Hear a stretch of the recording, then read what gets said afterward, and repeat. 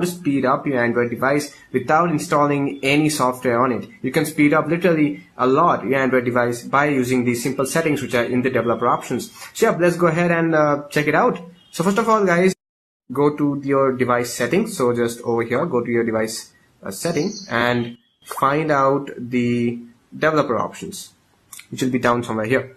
So here's the developer options in my device. Now if your device does not have a developer option over here, do not worry. Go over to about devices and scroll down until you find the build number and tap on the build number 5 to 7 times and the developer options will be activated. So go back and you'll see the developer options on top of about devices. So let's open up the developer options.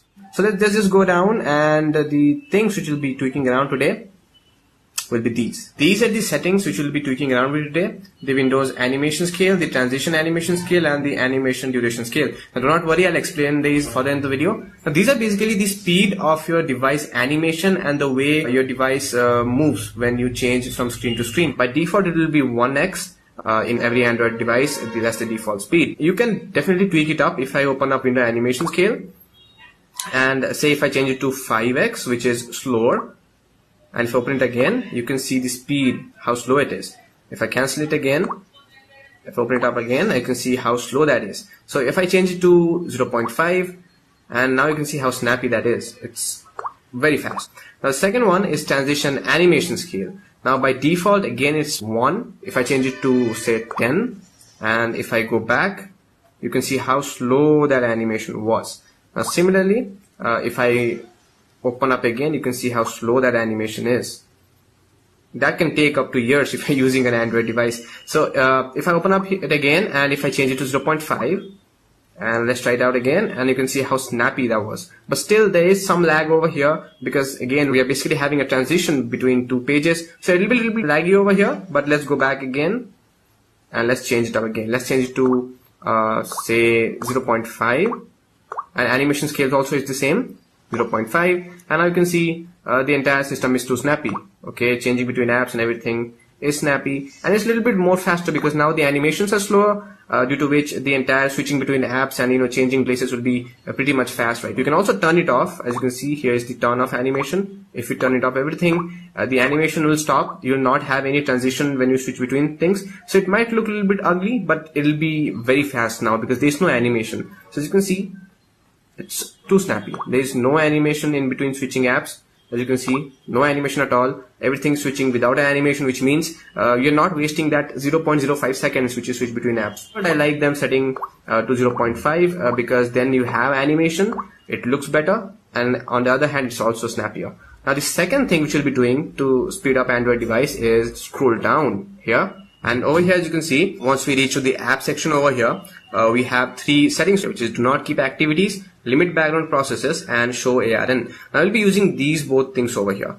Now do not keep activities, this is turned off by default. Now if you turn it on, what will basically happen is that nothing will run in the background. As soon as you exit an app, that will be closed. Usually what happens with the Android operating system is when you exit an app, usually you do not have an exit button. We basically hit the home button over here to exit an app. And once you exit an app, it's still running in the background. As you can see over here, it's still running in the background. Similarly, games, apps, and everything, once you exit it, it's still running in the background. You'll have to enter the app drawer, and then you have to scroll it to remove it. But if you hit on do not keep activities, what will basically happen is this apps will not run in the background, which can be good apps which will run in the background. Things like Facebook, WhatsApp, they will also close. They will not notify you. So yeah, if you're using games and other apps which you open, plug and play, and then you quit, this is very useful. But if you're using background apps like Facebook, WhatsApp, I'll not recommend using this. Second one, which is very useful, is limit background process. Now what this basically means, it will limit the number of apps or the number of programs running in the background.